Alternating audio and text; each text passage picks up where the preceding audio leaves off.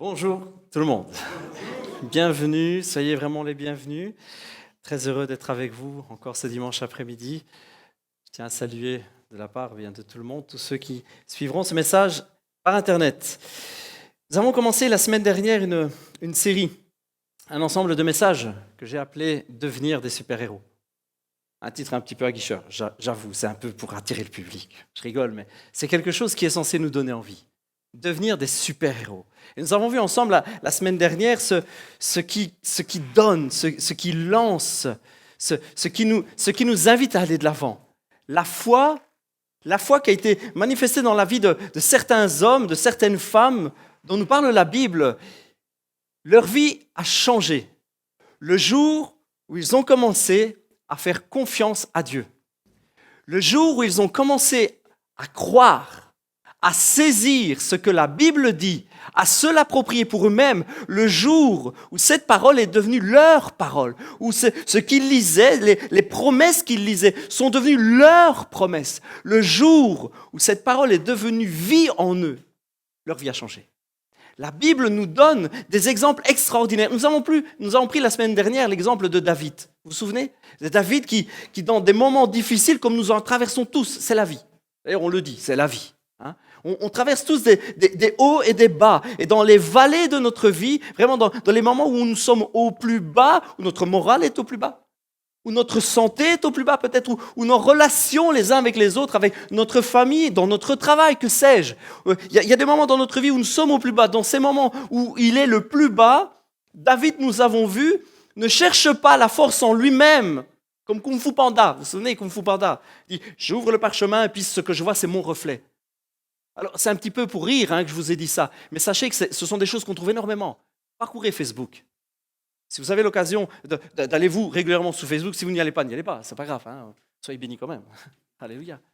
Mais si vous avez l'occasion, et si vous y allez régulièrement, regardez le nombre de personnes qui postent les commentaires du genre « La force est en toi »,« Le bon est en nous »,« Ça va aller »,« Pensée positive ». Le tout, c'est d'être positif et tout va aller tout seul. Je ne voudrais pas me moquer de ceux qui pensent cela. Je ne voudrais certainement pas dénigrer ceux qui pensent que la force est en eux. Et j'avoue, il y a une certaine force en nous, c'est vrai. Il y a une certaine force, une bonne volonté parfois. Les hommes et les femmes ont été parfois capables de choses extraordinaires, de choses belles, de choses grandes, de sauver des vies, de trouver des vaccins, de bâtir des bâtiments, de donner leur temps, de donner leur argent, de penser aux autres. Ils ont été capables de choses extraordinaires. Mais nous avons tous nos limites. Nous avons tous nos limites. Alors les uns, ce sont des limites qui sont repoussées très très loin. Ils sont capables de faire de grandes choses. Et d'autres, les limites sont beaucoup plus près. On n'a pas à juger ça. Souvent, on juge parce qu'on dit, lui, il n'est pas capable. Lui, il fait un petit effort. Ça dépend de nos limites. Et on ne peut pas être jugé sur nos limites. Nos limites, c'est nos limites. On est né avec. Et puis parfois, la vie nous aide à repousser un petit peu nos limites. Mais la Bible nous parle d'un David, d'une foi, de combats, de victoires qui vont au-delà de toutes les limites, qui vont au-delà de ce qu'on peut imaginer soi-même, au-delà de ce qu'on aurait pu imaginer face à ce combat même. Et nous avons vu la clé, ce qui ressort très fort de la vie de David, c'est la foi. La foi. Et le livre aux Hébreux, nous avons lu ce passage la semaine dernière, c'est Hébreux 11, commence par la définition de la foi. Et puis il nous parle de ces héros, de ces voyants, de ces Superman, de ces Superwoman qui ont eu la foi. Et on nous dit, c'est par la foi. 3 petits points, qu'un tel a fait ceci. C'est par la foi qu'un tel fit ceci. C'est par la foi. La foi en quoi ? La foi en lui ? La foi en Dieu. La foi en ses promesses. Je peux entendre amène à ça. La foi en ses promesses. La foi en ce qu'il dit. La foi en la révélation de la Bible. La foi en Jésus-Christ. La foi en Jésus-Christ. Nous avons des défis à relever.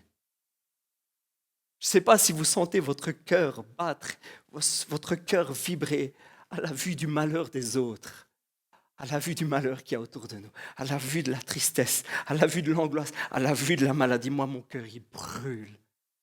Ce sont des défis. Ce sont des défis. Jésus ne nous a pas envoyé faire une église. Vous le saviez ? Je vous l'apprends. Jésus ne nous a pas envoyé faire une église, c'est-à-dire faire un petit rond avec des chaises, se dire par la main, chanter « Kumbaya ». avec une guitare et un feu de camp. Youhou! C'est pas ça que Jésus nous a envoyé faire. Il nous a envoyé changer le monde. Il nous a envoyé changer les mentalités. Il nous a envoyé transformer la vie des gens, transformer les malheureux. Ce que nous faisons là, c'est juste nous encourager. C'est pas la finalité. L'Église, c'est pas la finalité de la chrétienté. Wouhou! Hey, on n'a pas été appelé à ça. Ça fait partie de l'appel. Ça fait partie, mais c'est pas la finalité. On n'est pas arrivé, hein? Oh, on n'est pas arrivé. On fait que commencer, Jésus. Alléluia. On ne fait que commencer. L'appel que nous a lancé Jésus, le défi qu'il nous a lancé, c'est d'aller au-devant de tous ces malheurs. De nous tenir debout dans la justice et dans l'amour. De nous tenir debout comme des vaillants, comme des super-héros. Les super-héros, comme on voit à la télé, ça nous donne envie. Cap rouge et slip rouge et bas bleu. Hein, et Superman, exactement. Et Superman qui sauve la pauvre et l'orphelin. Le pauvre et l'orphelin. Le pauvre et l'orphelin. La veuve. Ça nous donne envie. Et c'est le défi que Jésus nous lance. Vous avez peut-être l'impression que j'exagère, j'en fais un petit peu, je brode. C'est vraiment ce que Jésus nous lance comme défi, changer le monde. Allez, guérissez les malades. Ça, c'est un défi. Oh, wow. Allez, chassez les démons. Ça, c'est un défi. Hein. Wow, wow, wow, wow. Ça, c'est du lourd, hein, comme on dit. Allez, changer la face de ce monde. Changer la tristesse en joie. C'est pas aller et essayer de. Comprenez ce que je veux dire? Vous me suivez? C'est pas aller et faites un effort, faites votre possible, les copains, et si ça marche pas, on dira que c'est faux, t'as pas de chance. C'est pas ça que Jésus nous envoie faire. Jésus nous envoie changer, Jésus nous envoie libérer, Jésus nous envoie guérir, Jésus nous envoie délivrer. Amen! C'est ce que Jésus nous envoie faire. Mais Jésus nous envoie pas faire ça comme il enverrait quelqu'un au casse-pipe, excusez-moi l'expression. Il nous envoie pas contre un mur. Jésus nous envoie pas à la boucherie. Jésus ne nous envoie pas nous faire rétamer. Jésus nous équipe. Jésus nous remplit. Parce que les héros, vous savez quoi? Les héros, ils sont audacieux.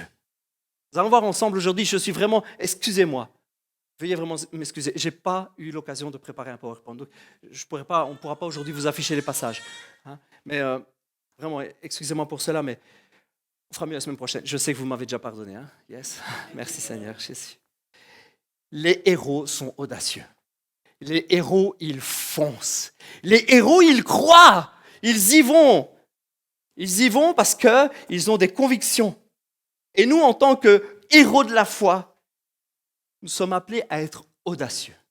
Nous sommes appelés à avoir confiance. Et nous allons voir ensemble, je vais essayer d'être rapide parce que nous devons libérer la salle rapidement. Je vais passer, une page. Ouais, on a déjà gagné une page. Youhou. Nous allons voir ensemble 3 points simples. Je vais essayer d'être rapide. 3 points simples qui vont nous aider à être audacieux dans la foi, nous aider à être audacieux dans le Seigneur. Premier point, posséder et garder la vision de Dieu. C'est un bon point. C'est un bon point. Deuxièmement, connaître la volonté de Dieu. Ça, c'est un bon point. Troisièmement, recevoir l'approbation de Dieu. Oh, il y en a qui disent, wow, aujourd'hui, ça va être dur, ça va être rêche, ça va être légaliste. Yes. Non, pas du tout. Pas du tout. On va voir ça vraiment avec joie. Vous allez voir, c'est très, très simple. Posséder et garder la vision de Dieu. La foi, nous dit Hébreux 11, je vous lis le passage, la foi est une façon de posséder ce qu'on espère. C'est un moyen d'être sûr des réalités qu'on ne voit pas. Posséder et garder la vision de Dieu. C'est par la foi que l'on peut saisir les réalités que l'on ne voit pas, les réalités que l'on ne peut pas voir à l'œil humain. La foi, c'est le moyen d'être sûr qu'il y a une autre réalité, une autre possibilité, il y a autre chose, peut-être invisible à nos yeux, mais une réalité spirituelle, une réalité de Dieu. Une réalité de Dieu. C'est vraiment, vraiment dommage. Je vous le dis parce que c'était trop fort. J'avais trouvé des super photos. Et je voulais vous dire la réalité, le fait qu'on est toujours gagnant avec le Seigneur. Alors, j'avais pris un âne et un cheval. Je vous dis, voilà, si votre voisin vous dit, j'ai acheté une nouvelle bécane, c'est un vieil âne. Et puis, il dit, voilà, on va faire une course et vous avez un super cheval. Waouh, vous êtes gagnant d'avance. C'est gagné d'avance. Et j'avais une super photo avec le cheval et sa dentition. C'était génial. Vous me croyez sur parole? C'était super. Je vous assure. Mais je n'ai pas eu le temps d'aller jusqu'au bout. Être sûr, c'est une réalité. Le Seigneur a gagné pour nous. C'est une réalité. Le combat du chrétien n'est pas un combat où il se bat. C'est paradoxal, n'est-ce pas? Un combat où on ne se bat pas. Mais en réalité, on se bat quand même. On se bat pour quoi? On se bat pour croire. On se bat pour saisir. On se bat pour garder la foi. On se bat pour garder une réalité qu'on ne voit pas, mais qu'on saisit par la foi. La réalité de quoi? Que Jésus-Christ a tout gagné. Que Jésus-Christ a tout gagné pour nous. Et que par cette victoire qu'il a obtenue pour nous, par cette délivrance à la croix, parce qu'il a donné sa vie, il nous a rétablis dans quelque chose que nous avions perdu. Une réalité que les autres ne voient pas, que les autres ne saisissent pas, mais que par la foi nous saisissons. Nous sommes devenus, tenez-vous bien, enfants de Dieu. Réalité. Réalité qui peut nous échapper. Moi, je suis qu'un bout de chair, là. 1m72 et 65 kilos. Je ne les fais pas, je sais. 65 kilos, je suis qu'un petit bout, je suis perdu dans cette immensité. Je suis fils de Dieu. Waouh! Je suis enfant de Dieu parce que Jésus a donné sa vie. Maintenant, par la foi en Jésus-Christ, vous êtes tous fils de Dieu. Galates 3. C'est ce que Paul dit. Maintenant, par la foi en Jésus-Christ, par la foi. Réalité que je saisis, que je ne vois pas, mais c'est la vision de Dieu. Dieu voit en moi un fils. Il ne voit pas en moi Miguel. Il ne voit pas en moi quelqu'un de meilleur qu'un autre. Il voit en moi un fils. Et pour cela, Jésus a payé. Si vous lui appartenez, vous êtes donc la descendance d'Abraham. Et aussi, vous êtes les héritiers des biens que Dieu a promis à Abraham. Il prend l'exemple, ici Paul prend l'exemple, il parle à cette église qui est en Galatie, il parle à ces chrétiens, à ces croyants, il leur dit, en Jésus, vous êtes devenus enfants de Dieu. Et dans l'idée vraiment juive de l'époque, et dans l'idée de toute cette religion, les seuls qui avaient droit à être appelés enfants, ceux qui avaient droit comme d'une manière légitime parce qu'ils étaient héritiers, c'était la descendance d'Abraham. Parce que eux, c'était les élus, c'était les choisis. Et il leur dit, waouh les copains, en Jésus-Christ, vous appartenez à Dieu, vous êtes à lui, vous lui appartenez, vous êtes des enfants, vous êtes ses enfants.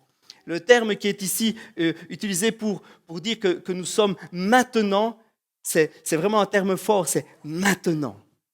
À partir de ce moment-là, maintenant, par la foi en Jésus-Christ, vous êtes fils de Dieu. Elle dira, vous avez revêtu Christ. Vous avez revêtu Christ. Et le terme utilisé pour dire revêtir, c'est enduo. Enduo, ça veut dire littéralement, vraiment, littéralement dans le grec, ça veut dire s'enfoncer dans ses vêtements. Combinaison, vous avez déjà essayé d'enfiler une combinaison?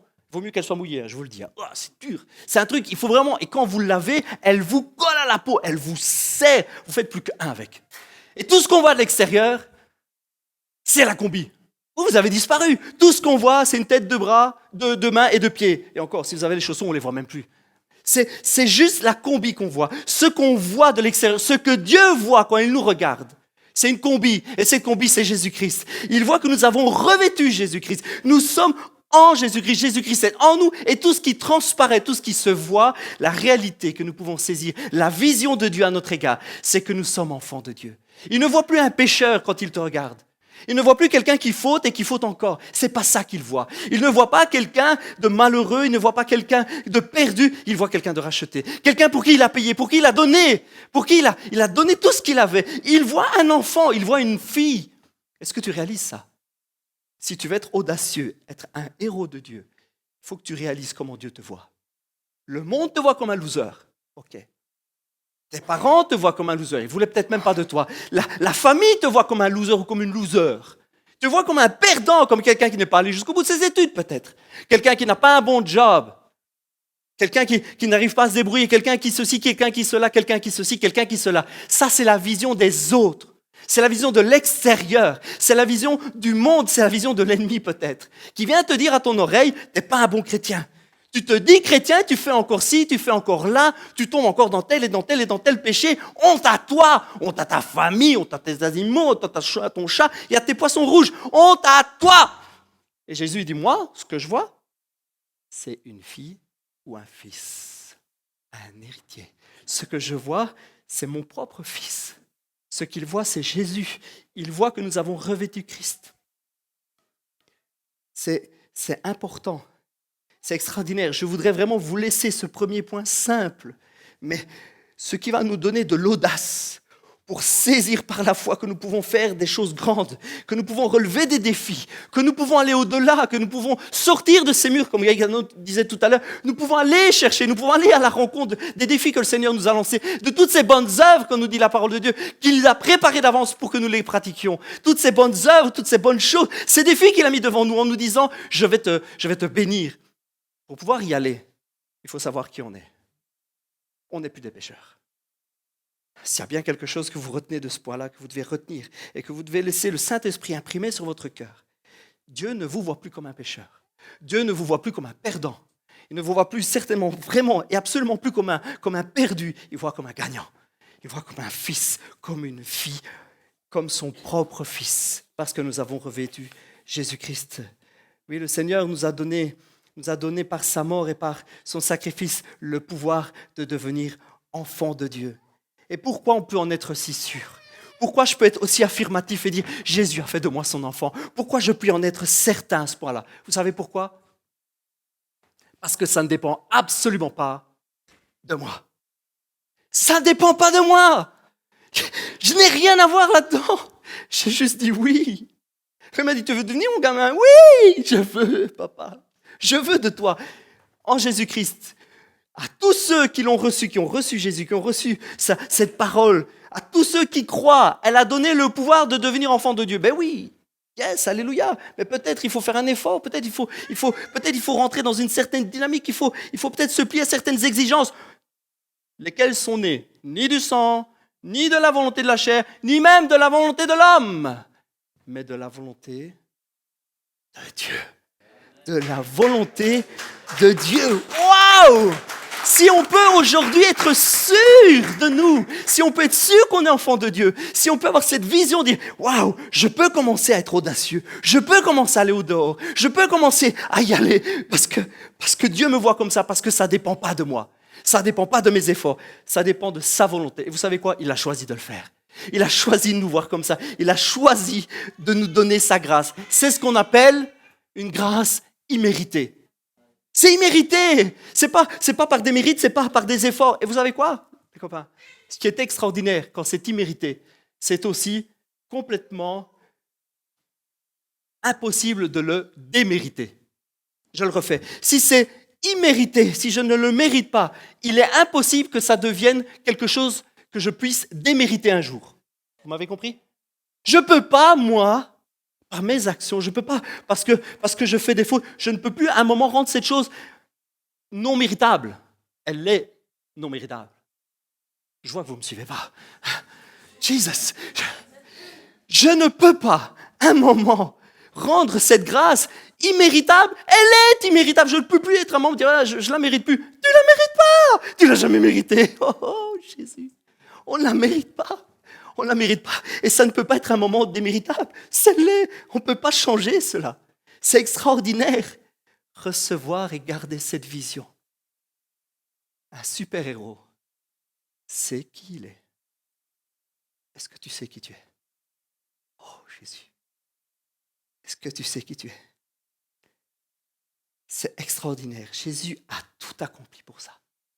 Il a tout accompli. Quand vous allez voir dans l'évangile de Jean, je lis très rapidement, évangile de Jean, chapitre 19. Après cela, Jésus, sachant que désormais tout était achevé, dit, pour que l'écriture soit accomplie, j'ai soif.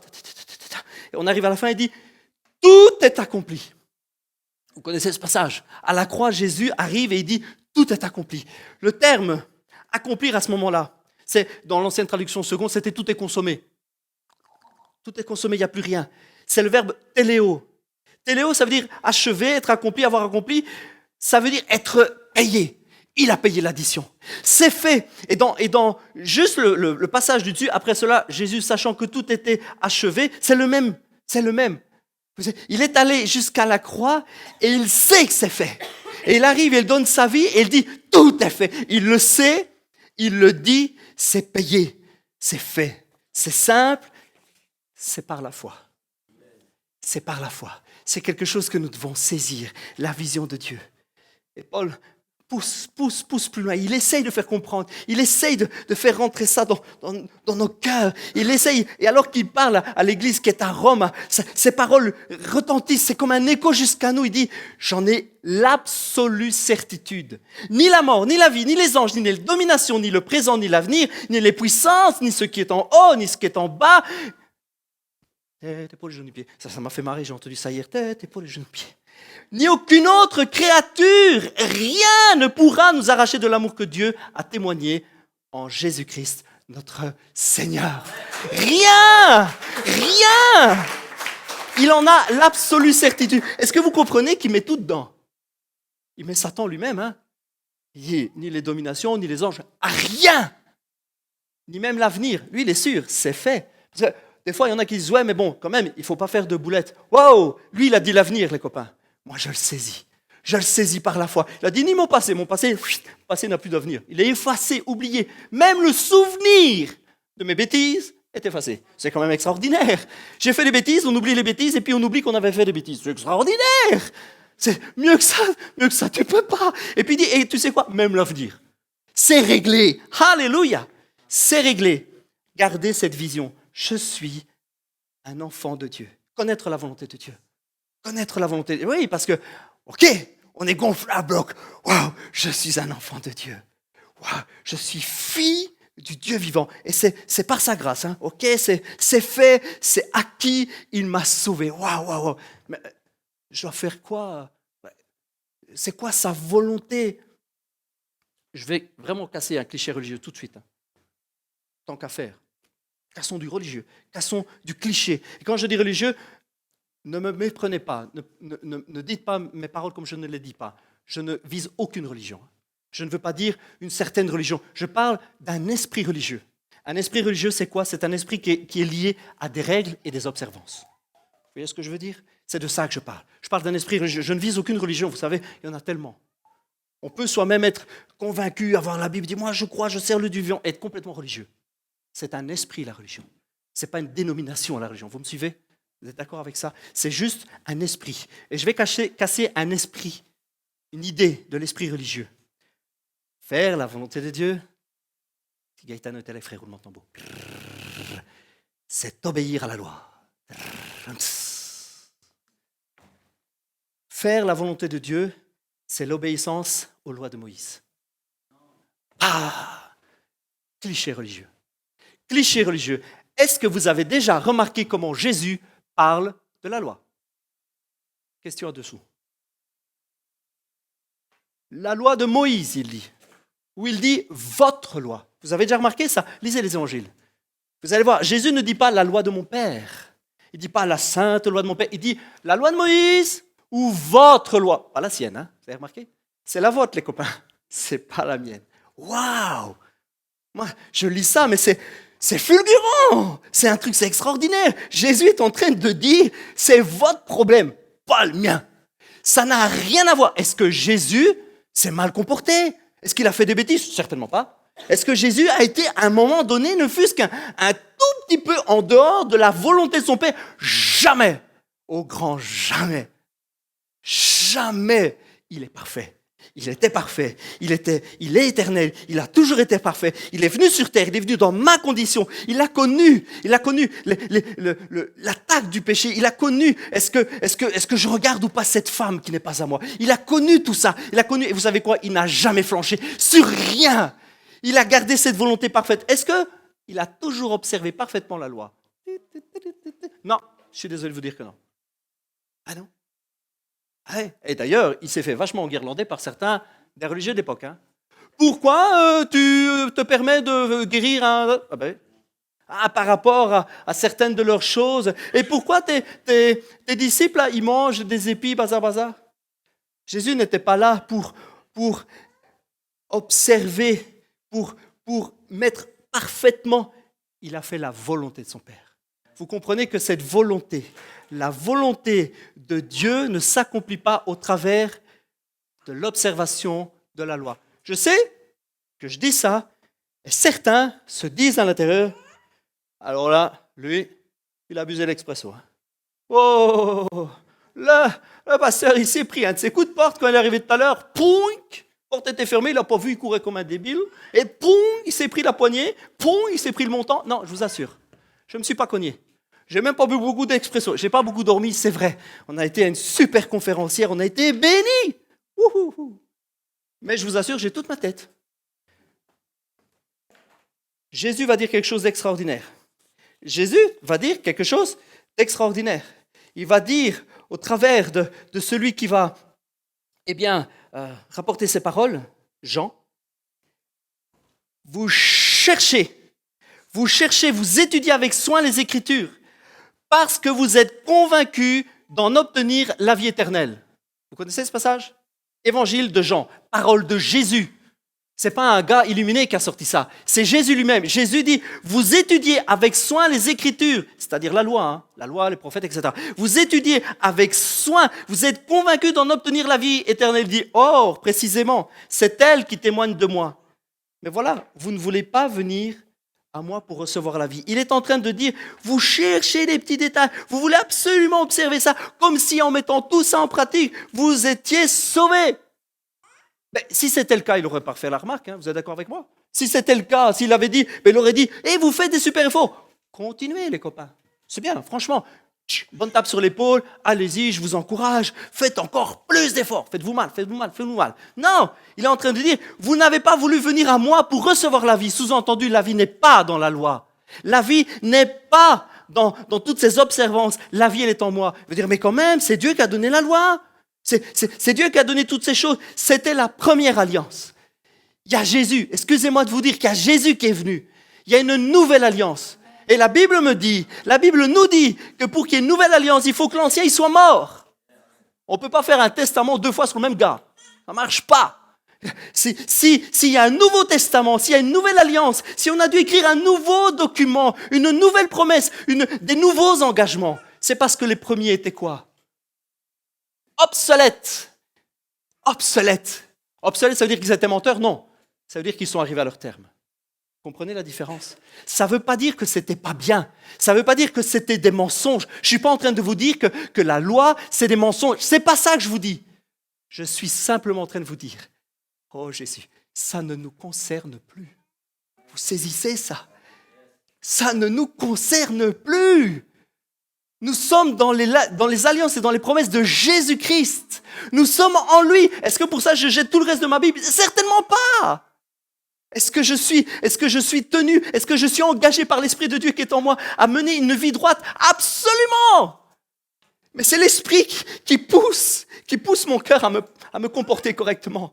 Ça n'a rien à voir avec une obéissance forcée, ça n'a rien à voir avec attention, est-ce que j'ai fait ma béa de la journée et j'ai mes feuilles à la fin de la journée, je me couche et je tremble.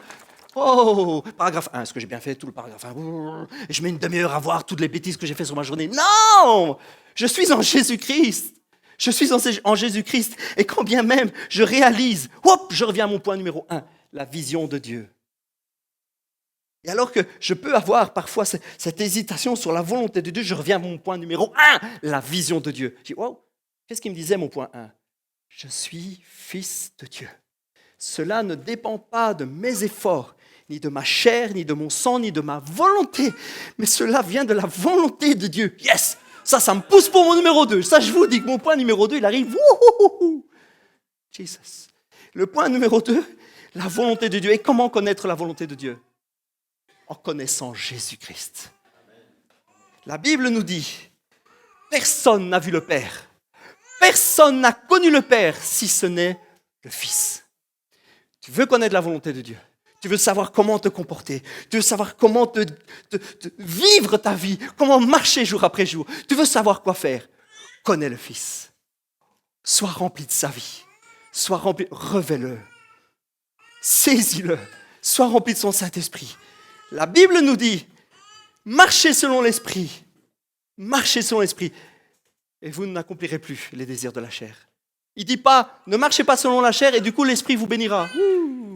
C'est tout à fait l'inverse. Il ne dit pas, faites des efforts et du coup l'Esprit vous remplira. Non, il dit, soyez remplis du Saint-Esprit, marchez avec l'Esprit et du coup, forcément, l'Esprit va vous travailler, l'Esprit va vous changer. Est-ce qu'on ne peut pas pour cela donner un conseil à quelqu'un? Évidemment que si, qu'on peut donner un conseil à quelqu'un.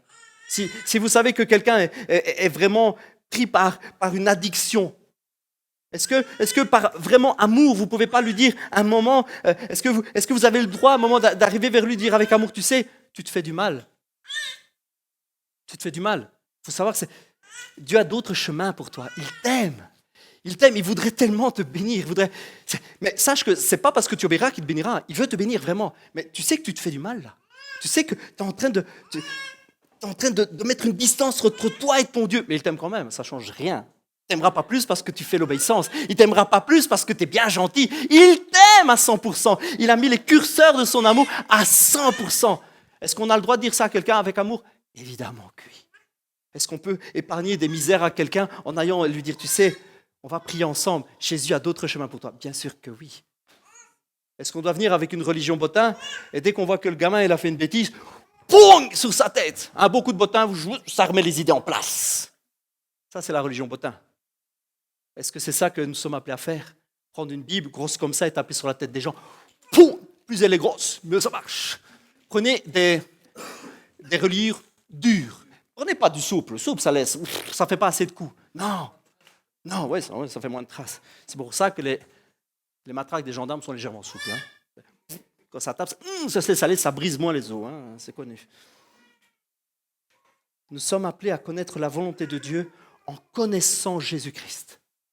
Alors que la connaissance de Jésus-Christ, alors que nous connaissons de plus en plus Jésus-Christ, alors qu'il habite en nous, alors que son esprit vient nous fortifier, vient nous changer, vient nous transformer, nous marchons de transformation en transformation, nous marchons de victoire en victoire. Et alors que nous sommes conscients de la vision de Dieu à notre égard, il nous voit comme un fils, alors que nous connaissons au fur et à mesure sa volonté, nous sommes de plus en plus audacieux. Oh Jésus, on va aller dans les rues. Oh Jésus, on va se lever pour l'injustice. On va se lever contre la justice. Oh Jésus, on va aider les pauvres. Oh Jésus, on va chasser la maladie au nom de Jésus. Oh Jésus, Saint-Esprit, on va faire des miracles. On va devenir des super-héros parce que nous savons qui nous sommes. Et nous connaissons la volonté de Dieu. Nous savons que sa volonté, c'est de nous comporter comme Jésus. C'est de revêtir Jésus. C'est de devenir comme Jésus. Et nous serons audacieux. Aussi, parce que quelque part, à un moment donné, nous allons recevoir l'approbation de Dieu. Ça veut dire quoi ça, recevoir l'approbation de Dieu? C'est-à-dire qu'à un moment, on doit aller faire valoir son certificat. Un tampon là, poum, formulaire bleu. Un tampon là, poum, formulaire rose. Recevoir l'approbation de Dieu. Le héros a la vision de Dieu et il la garde. Le héros connaît la volonté de Dieu. C'est elle qui le pousse, qui le motive. C'est elle qui lui donne d'aller de l'avant. Le héros, pour être audacieux, sait qu'il est appuyé. C'est qu'il est soutenu, c'est qu'il est approuvé par Dieu lui-même. Comment ça? La foi, revenons à notre passage, est une façon de posséder ce qu'on espère. C'est un moyen d'être sûr des réalités qu'on ne voit pas. C'est parce qu'ils ont eu cette foi que les hommes des temps passés ont été approuvés de Dieu. Wow. Jesus. Wow. Le mot approuvé dans le texte grec, martoureo. Martoureo, c'est un mot qui, dans son sens premier, veut dire témoin. Témoin. Ça vient du grec martus, qui veut vraiment dire témoin au sens légal, historique et éthique. La Bible, l'auteur, sous l'inspiration du Saint-Esprit, est en train de dire Dieu se tient debout lui-même à tes côtés. Il est ton témoin. Si tu as la foi, si tu saisis ses promesses, si tu as cette vision de qui tu es en Jésus-Christ, qui tu es, comment as-tu été rétabli en tant que fils et fille de Dieu, si tu as cette volonté dans ton cœur, si cette volonté, ce Jésus-Christ en toi te pousse à aller, sache qu'il est debout, il se tient à tes côtés. Dieu lui-même est ton témoin. Il est ton témoin, il se tient debout. Parce que tu sais quoi? Il y en a qui se lèveront pour te dire que ce n'est pas vrai. Et un en premier, l'accusateur. C'est un joli nom, hein, c'est un beau terme. La Bible nous parle de notre ennemi. On n'aime pas en parler. Il ne faut pas avoir peur de cela. Je vous dis ce que j'ai sur le cœur. Il ne faut pas avoir peur de cela. On n'en parle pas juste pour le fun. Vous comprenez ce que je veux dire? Ce n'est pas qu'on prend ça à la légère. Mais comme nous savons qui nous sommes, comme nous connaissons la volonté de Dieu, et comme nous savons que nous sommes approuvés, j'ai plus rien à prouver, moi. Ce n'est pas un sujet qui va être tabou, ce n'est pas quelque chose dont je vais avoir peur. Je sais qui je suis en Jésus-Christ. Et alors que quelqu'un se lèvera, qu'un être, qu'une domination, qu'une puissance, que notre ennemi, que le diable lui-même, se tiendrait debout et dirait « C'est pas vrai, tu es mauvais. Depuis ta naissance, je t'observe. Tu sais ça? J'ai vu toutes tes bêtises depuis le début. Le premier souffle, le premier cri, je te regardais. Oh, froid dans le dos. Ça n'aime pas ça. Première bêtise, premier mensonge, premier vol, première insulte, je te voyais. Oh. Génial. Chouette le sujet. Mais il y a un témoin à côté qui se met debout. Tu sais quoi? Je le voyais aussi. Premier mensonge, j'ai vu. Première insulte, j'ai vu aussi. On est deux. Toutes les bêtises, je les ai vues. C'est quoi la différence? Moi, j'ai payé pour. Je sais pas. Faites le bilan. Mettez dans la balance. Vous en avez un qui se lève, dit j'ai tout vu, j'ai tout vu, j'ai tout vu. Et l'autre dit, moi, j'ai tout vu, j'ai tout vu. J'ai tout payé. Oh, Jesus. Il est debout. Il est debout à mes côtés. Il est debout à tes côtés. Il se tient debout. Il est ton témoin. C'est ton témoin. Alors que notre ennemi ne chôme pas, alors qu'il ne dort pas, pas de pause, pas d'arrêt de travail, pas de congé, pas de maladie. J'ai vu une phrase qui m'a fait rire il y a une semaine, 2 semaines. Waouh, la Wallonie demain dominera le monde. Ah non, pas demain, on fait grève. Jésus ne dort jamais. Notre ennemi ne dort jamais. Notre ennemi ne chôme pas. Il ne fait pas grève, lui, il ne connaît pas ça. Pas besoin des transports en commun, de toute façon. Mais courage à tous ceux, c'est vrai, qui se battent, et courage. Mais mon Sauveur ne dort pas non plus. La Bible me dit, dans un ancien langage, dans un psaume, et peut-être nous on se dit, je ne vois pas le rapport avec moi. Celui qui veille sur Israël ne dort ni ne sommeille. Bon, ça rime, mais on ne voit pas trop ce que ça vient faire avec nous. Vous avez ce peuple qui a été vraiment au contact de prophètes et d'hommes remplis du Saint-Esprit. Et vous avez un David rempli du Saint-Esprit qui prend vraiment réalité, il prend connaissance de ça. Il dit, ok, j'ai des ennemis et j'en ai un. Il se lève toujours, il est toujours là. Mais celui qui veille sur moi ne dort jamais. Il ne s'endort jamais. Il veille toujours. Que dire de plus? Que dire de plus, Romains 8? Si Dieu est pour nous, qui se lèvera contre nous? Lui qui n'a même pas épargné son propre fils. Pourquoi il l'a frappé? Non, il l'a livré pour nous tous. Comment exactement ne nous donnera-t-il pas aussi tout avec lui? Qui donc accusera les élus de Dieu? Dieu lui-même, étant leur témoin, les déclare justes. Qui les condamnera? Le Christ est mort. Bien plus, il est ressuscité. Jésus. Et il est à la droite de Dieu, 3 petits points, et il intercède pour nous. Sommes-nous audacieux? Est-ce que nous allons franchir? J'aimais vraiment la parole de... Je ne savais pas mon message. J'ai aimé cette parole. Est-ce que nous allons être audacieux jusqu'à franchir l'inconnu de la porte de l'église? Allons-nous aller vers le monde extérieur? Est-ce que nous allons être assez audacieux pour nous tenir debout au nom de Jésus-Christ? Est-ce que nous allons être assez fiers de celui qui a donné sa vie pour nous, qui a 2000 ans n'a pas hésité une seconde? Jésus n'a pas eu honte de toi. Il t'a aimé avec tes défauts, il a vu tes premiers pas, il a vu tes premières bêtises, mais il n'a jamais eu honte de toi. D'avance, il avait tout payé, il avait tout pardonné. Est-ce que nous allons être audacieux pour aller dehors, prier, proclamer des victoires, briser l'injustice? Est-ce que nous allons être assez audacieux pour savoir qui nous sommes? Quelle est la vision de notre Dieu sur notre vie, ce qu'il voit quand il nous regarde? Est-ce que nous allons être assez audacieux pour saisir que même si le diable lui-même se dresse devant nous, Jésus, le Fils qui a donné sa vie, le parfait, se tient debout pour nous défendre? Mon appel va être méga simple. Et je suis désolé, on va quand même chanter un chant. J'avais dit qu'on ne chantait pas, mais on va quand même chanter un chant. On peut chanter un chant qu'on connaît vraiment bien. Mon appel va être très simple.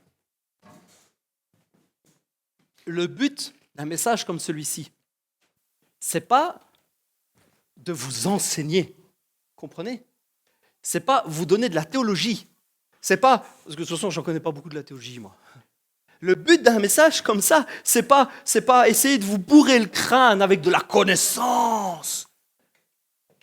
Le but, c'est de vous faire passer à l'action.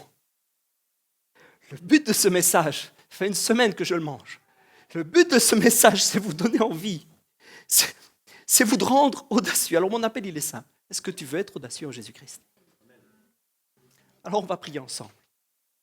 Si vous voulez qu'on prie pour vous, le Steve, il est prêt, hein? Il est chaud, le Steve.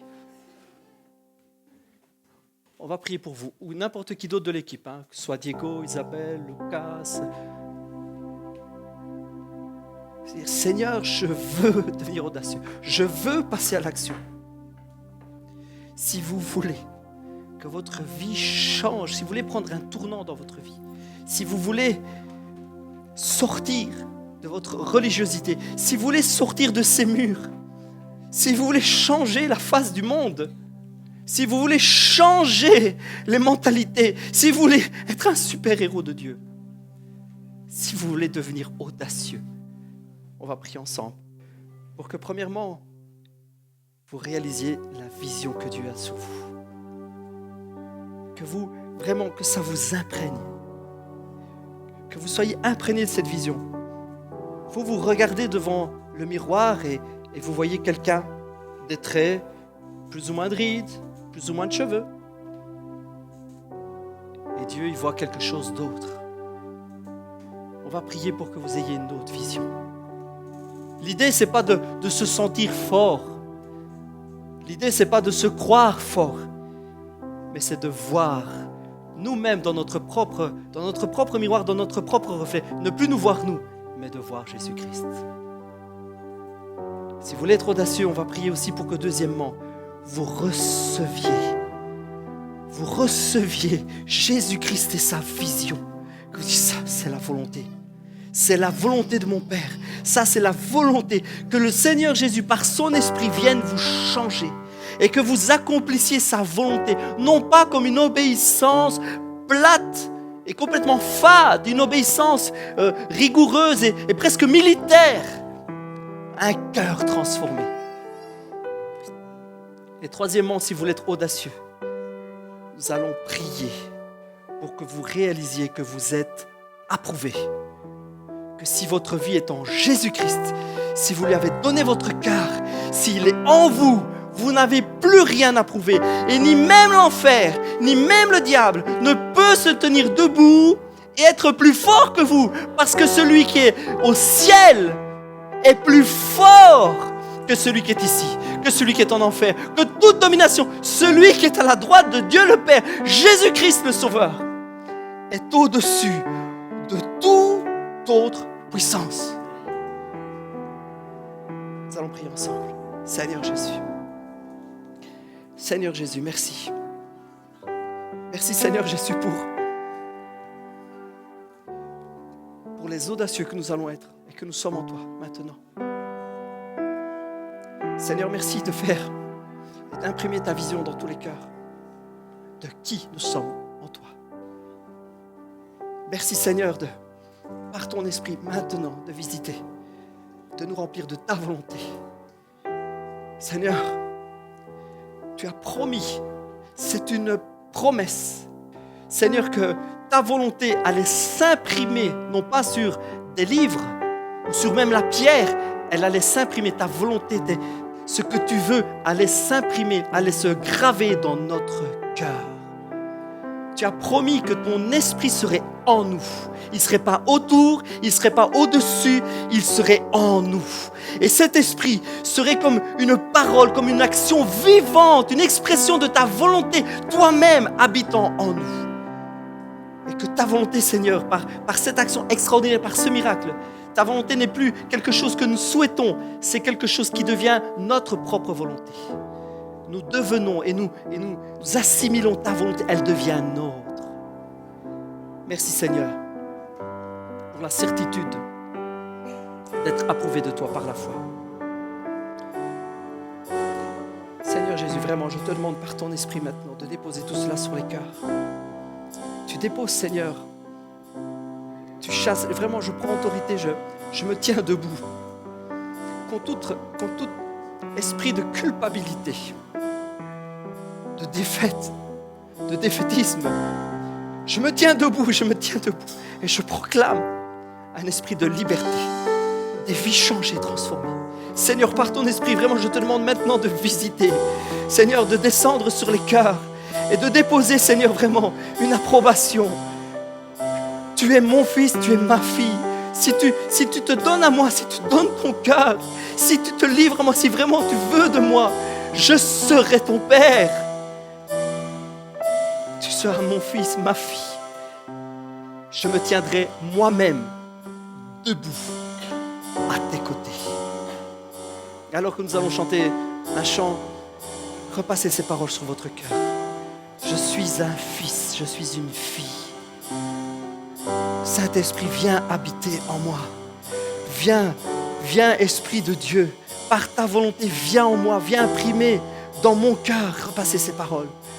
Tu te tiens toi-même debout à mes côtés. Tu te tiens debout toi-même à mes côtés. Alléluia. Merci Seigneur Jésus.